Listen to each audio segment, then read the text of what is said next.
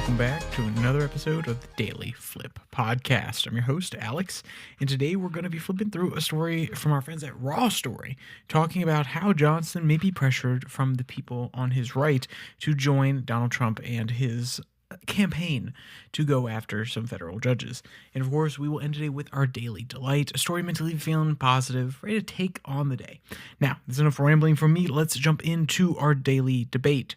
So, is Donald Trump correct in his presumption that the federal judges cannot get in his way and that they should be impeached for it? It's ironic that he was impeached, or all these different claims that he should be impeached, and then yet he comes around the next time and he's trying to do the exact same thing to other people. Hurt people is what I would say. But with the funny, ironic stuff out of the way, throw your comment down there. I'd love to hear what you have to say. Let's actually get into the story.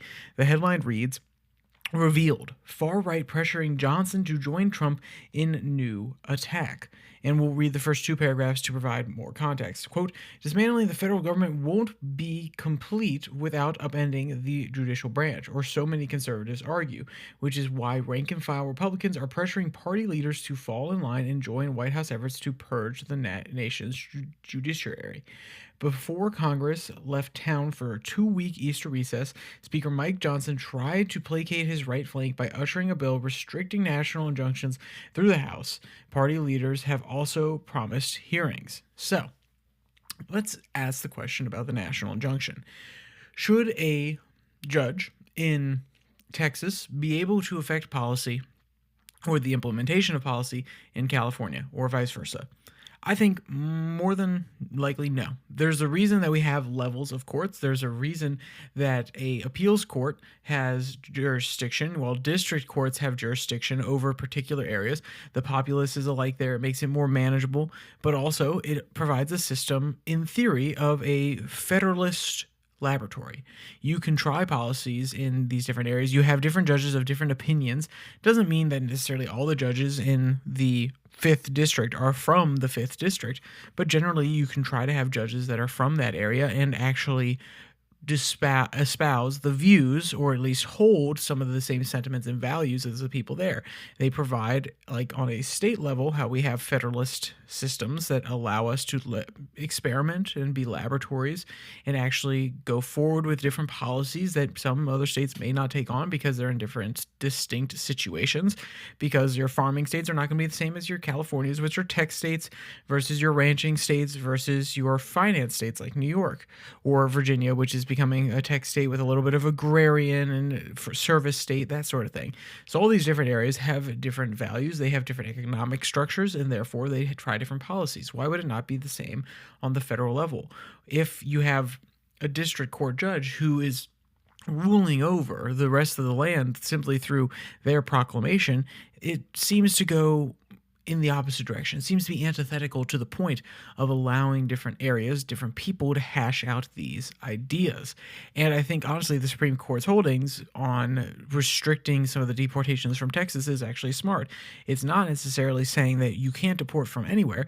It's saying this specific case was brought up about Texas, let's apply it to Texas, and making sure that the district court is also held in line and that they're not actually going over the purview of their power. The reason we have a Supreme Court is because they are the highest court of the land. If another district court can actually file an injunction and stop the process on a national scale, then why would the judiciary, the Supreme Court, be necessary besides the final appellate court? They don't actually have much more authority besides the fact that they are a federal branch that is in Washington and is supposed to have the 9 smartest justices that we have in the country. That would be bluster at that point to pretend as though there doesn't need to be an escalatory fact of this.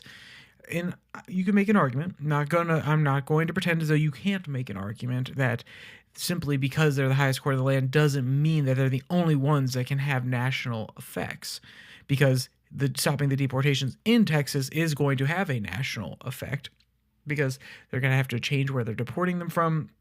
They also may give grounds to other districts in order to say this argument makes sense and therefore can ripple through, but at least it is still separated. If another judge in another district or another panel decides, oh, well, we can't necessarily allow this, we're not going to go forward with Donald Trump's EO and say that it is constitutional, and this argument that was laid out by this other district judge makes sense, that can still happen, and it can still be a federalist system, though they simply are agreeing. But having this separation, allowing for the different places to play it out, even allowing for different legal arguments to be played out in different locations, allows for a system that is willing to have some leniency. It has a little bit of an open-mindedness to it. And I say that as someone who understands that we don't necessarily have to always entertain the worst of ideas. Simply to say we should be open-minded and we should take everything seriously when there's a really terrible idea is not necessarily fair.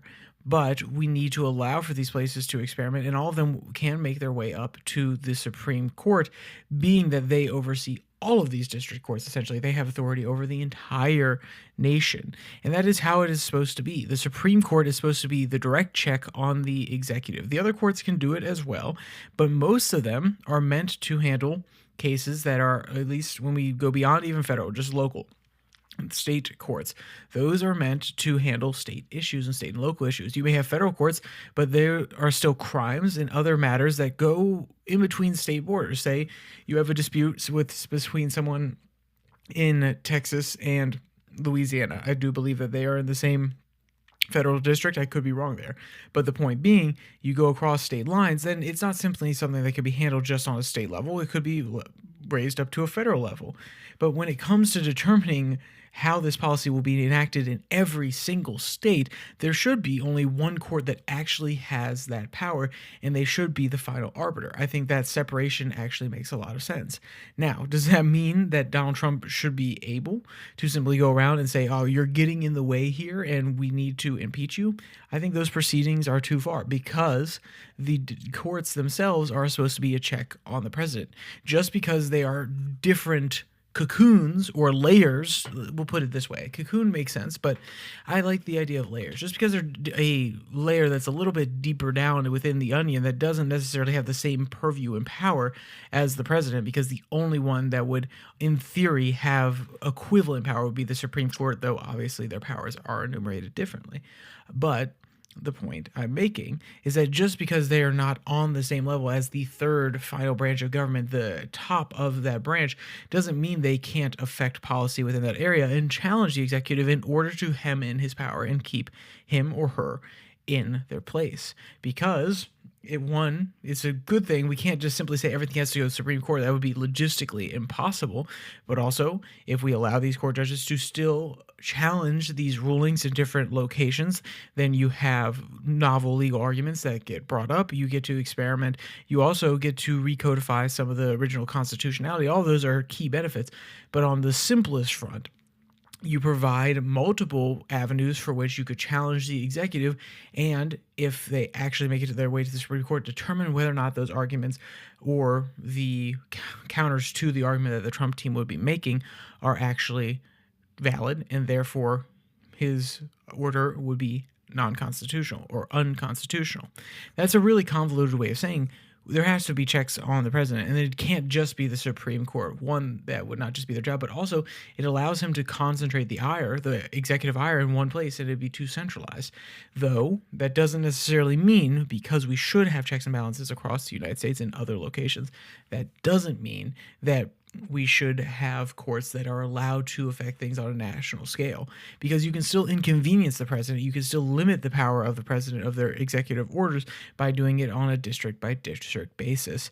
Though this will add more work for lots of different advocacy groups like the ACLU, because they would have to file separately in all these different locations, but also it limits them from venue shopping. It limits them from going to California, where they may have a favorable judge on these issues, or going to California and finding the ideal case and actually saying, okay, now we can apply it nationally.